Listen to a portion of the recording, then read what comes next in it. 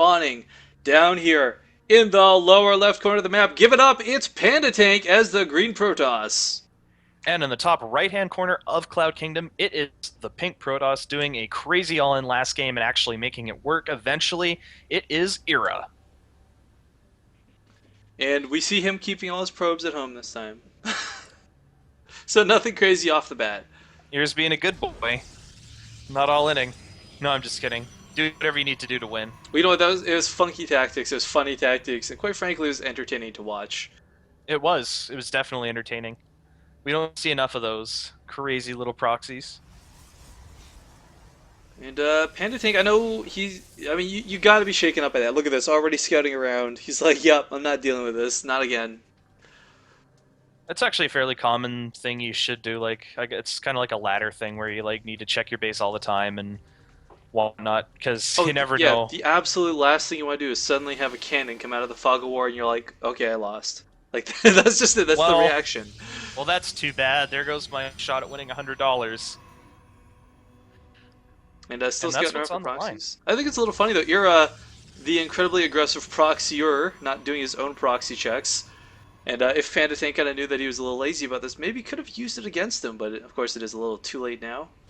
Two gas already coming out of Ira. Now this is a telltale sign that we're going to see some aggression, Gary Oak, because there's no reason to have the second geyser. There's just no reason.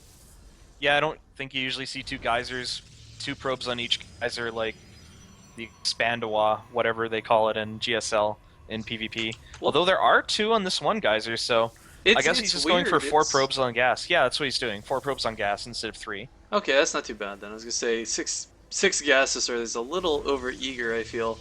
Yeah, that's like hardcore. And of course, the tank does know about this, as his probe is given a full tour of the base before scooting out. Actually, no, he's going to stay in there. Did he get the count of the workers in the gas? So he could have just seen the gas and assumed it was 3 and 3, but if he was You should be able watching, to tell. you know. There's no reason for you to be that inattentive about what you see this early in the game, because that's a huge difference. Yeah, it's really weird too. Like whether it's a 4 gate or not, it's kind of in PvP. It's weird to decide: do you want to be the defender or do you want to be the aggressor? Because while you're the aggressor, you got the chance to snipe probes and do some actual damage. But if you're the defender, if you can hold, you're going to win the game. There's no question about it. So it's kind of like Exactly. it's almost like a coin flip. Then you get these really awkward situations where they're both playing Oh, defensive what 4 is this gate, and they robo? realize, Look at wow, this forward super robo. I think we're going to see there something you go. crazy out of Ira, man. And I don't think Pantatank knows about this at all. No, he doesn't. No, he's just throwing down more gates. He's got his own gas going. I believe he actually has 6 and 6. Let me just double check that. He Yeah, has 3 so and 3 now, yeah. or sorry, 3 and 3, not 6 and 6. Wow, can you imagine if you had 6 and 6 on gas? GG, waste of probes. That would be terrible. And that Stalker does actually check around the entirety of Ira's base, just to make sure there are no pylons left behind by that pesky probe. And Panatank's doing the exact same thing with his Stalker. That's why they call it a mirror match. And we see a Twilight Council out of Pantatank Oh, now versus the Robo. that's the So we great could thing. see Blink. Whether it's Blink or whether it's Charge, I mean, the tech upgrades can win you the game. We have a very, very fast Immortal coming out of Ira, but if we've got 12 Blink Stalkers on the field, they don't really care about that Immortal so much. Hey man, Blink Ops is pretty legit on this map because look at there's just so many places you can blink into the main and poke and do a lot of damage, and I cannot blame Pantatank in the slightest for choosing that. Maybe he was like, yeah, I want to do Blink Stalkers, and there it is. That's why I picked this map. Yeah, Blink is on the way. And we see double immortal, so this is actually interesting because yeah, Ira's going to have a lot more power, like more sheer muscle than Pantatank, but at the cost of a lot of mobility, and he will not be able to move out with this army. If you move out, then a backstab by Blink Stalkers could just kill you. Yeah, and I love the positioning he's had with these Stalkers. He's being really proactive about looking for proxies. He's got to be thinking like, okay, a 4-gate should have hit me by now. What else could be coming? Like, it's been way too long. Yeah, he should know that Blink is on the way, because this is such a good map for Blink, you have to expect it, even if it is so obvious Oh, but a lot those of the time. two Immortals and the Sentries are starting to push out. And we have pylons going down on opposite sides of the map. Oh, no. Sorry, Ira not starting his. Okay, there we go.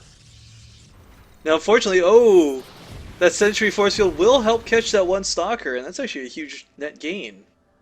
Yeah, because this is before Blink kicks in, and you need to build up that Stalker number before Blink is effective, because in low numbers, Immortals versus Stalkers, guess who wins? It's not the Stalker. Well, it looks like Ira taking a page out of Whiterun's book, sticking very close to Warp Prisms today. As we do have one just finishing, moving across the field, and Warp Prism picking up these Immortals can be great, but if they get picked off by Blink Stalkers, and he loses both of those Immortals, Garyoke, we could see a very early GG. Yeah, that's pretty much game. If you lose the Warp Prism full of Immortals without dealing a lot of damage with it, yeah, the door's that way. Now, the one thing I don't like is Pantatank is hugging the edge here, and this is going to keep Ira from really coming in with these Immortals. You want to sort of bait him back, blink underneath it, and pick off that Warp Prism real quick. Exactly, it's kind of similar to dealing with Mutalisk harassment. Oh, but Pantatank, okay, he's got some nice vision here. Blink. Oh, nice force fields, forcing Blink. That's actually really important.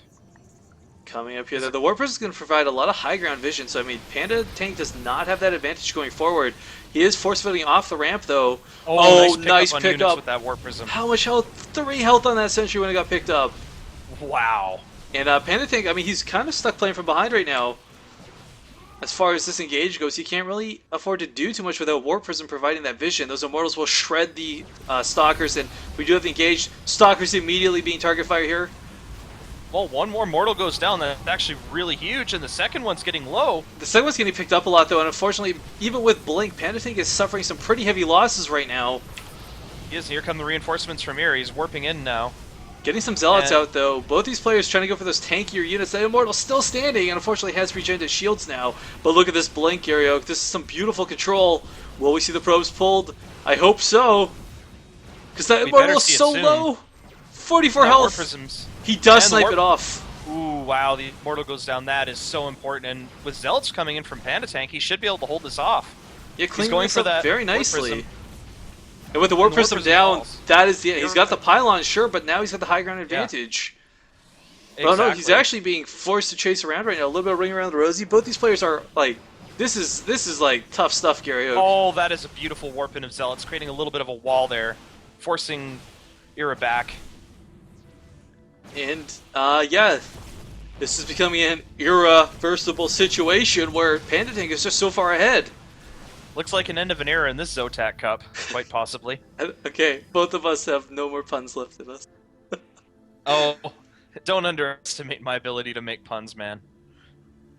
Oh, isn't both listed as tear and shoot? Well, oh, can't really fix that right now. It's alright, whatever. Darn it. Not a big deal. We do see some crazy stuff going on from both of these non-Terran players. Thanks for pointing that out to me, guys. But that Blake, man, that was so good. And now he's got so much up here on the forward lines. Where's does he have an observer up here, though? He did have one on the field earlier. Did he get picked off, is my question. No, they both have one observer each. Oh, here it is. That's actually pretty ballsy, Pantatank, leaving your observer there. That Robo's actually in a very... Oh, but look at that Blake up! Gonna take out the Immortal right away, yeah. Garyoke! He's got enough. Zealot's coming in, but I mean, Pantatank just does not care. Probe's being pulled, and he's just gonna blink down as soon as he gets in any trouble, and there's the GG!